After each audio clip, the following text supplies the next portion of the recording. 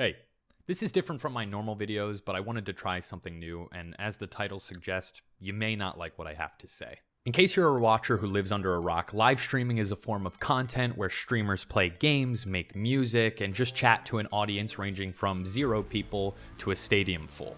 The leading site for this form of content is, of course, twitch.tv, where incels and degenerates gather across the globe to watch their favorite streamers. To give a brief, and I mean brief, history of the site, it was founded in 2007 as Justin.tv. It had a couple of categories of live streaming entertainment, but the most popular was gaming. This gaming popularity obviously led to the rebrand of Twitch.tv, and it went through a couple close-to-close deals with other brands and partners and things like that, but ultimately it was bought by Daddy Bezos, where it has since made a ton of changes which are actually making the streamers who operate on it leave in droves. But that's not why we're here. We're here because you want to stream. You watch people like Ninja, Cypher PK, Tyler1, XQC, and more makes millions of dollars off this site from their brand deals, their partnerships, their sponsorships, and you want that to be you. You could turn on your PC, boot up Fortnite, and just watch people literally throw money at you. You could afford Uber Eats every day, never worry about showering, with the caveat that you might have to explain to boomers everywhere what you do for a living. But it's a caveat you're willing to accept. That's awesome. Good for you. One problem. It's not going to happen. Let me explain something to you. When live streaming started on Justin.tv, it was just a hobby. People streamed to maybe a couple hundred and very rarely 1,000 people on the site. You have to realize Twitch's mega popularity in the last few years is still relatively new. What's about to follow is going to sound pretty cynical, and low-key it is because Lord knows I've tried to crack the code and I've yet to do so. I tried streaming for a number of years on and off. Not really to make a career out of it, but there are things you notice when you start to partake in it, and that's what I want to share with you in this video. First is pure numbers. In 2016, Twitch had about 600,000 concurrent monthly viewers, and that number was shared amongst 1.8 million streamers. So before streaming really took off with the explosion of Fortnite and Ninja like that, there was already numbers that seemed insurmountable. Yeah. Hold up. Flash forward to today, there's 2.8 million viewers on a monthly status. That's pretty good, except that's shared amongst about 9 million people who stream themselves.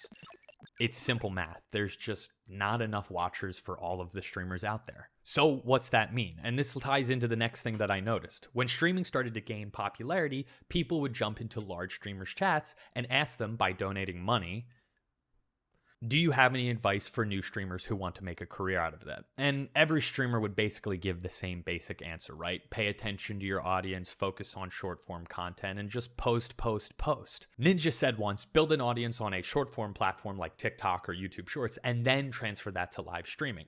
That makes a ton of sense, and it's actually what every streamer recommends and every marketing strategy suggests now, but I have to tell you, it's incredibly hard to do. A perfect example of that is Jordy2D. He was able to gather people's attention somewhere else and drag the audience over to Twitch. But I'll use myself as an example. Since posting on TikTok, I've gotten up to about 20,000 followers, right? That's a drop of water in the ocean compared to most content creators, but it's not bad. I figured if I could get 10% to move over to my YouTube channel, that would be enough to monetize, turn on ads, and just rake in the money. Turns out that's less than the case. At the time of this video, I have about 265 subscribers and still about 21,000 or so followers on TikTok. We're looking at a 1% conversion rate, and I would say most of the people subscribed to my YouTube channel are family and friends. So this message from big streamers was always frustrating to me. They would all say the same thing, but no one was really able to admit the truth about live streaming.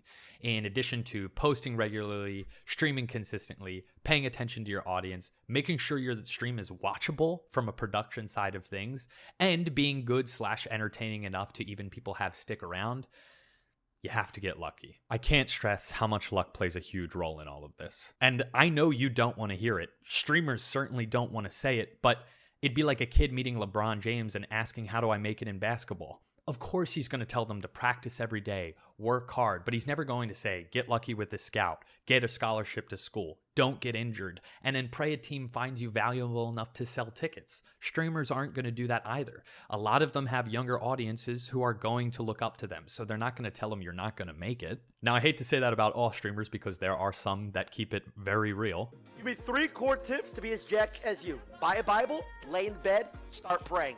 You don't have a fucking chance, kid. I understand what you're thinking. You're watching this video and thinking, Jesus, this guy won't shut the up about not making it. We get it. I'm not saying this from a nihilistic perspective. I'm saying this because I have nothing to lose in telling you that you won't make it. And that's okay. The reality of getting noticed is kind of like finding a needle in the haystack. And by some stroke of luck, you are noticed and people discover you. Now you have to navigate keeping yourself relevant, which is a whole nother task. And you have to realize these big streamers that you look up to have teams that help them stay afloat. They have editors, producers, content idea people, moderators, marketing officers, and engineers. Now you have to wrap that up and fit all of those functions into your life after your shitty 9-to-5 job, which you need to pay the bills in order to stream. And again, I know this can be seen as a negative perspective, but I'm trying to tell you this because I don't have sponsorships or people to impress. I'm telling you what I noticed to be true from a very outside perspective, but also sort of inside because, like I said, I've partaken in it.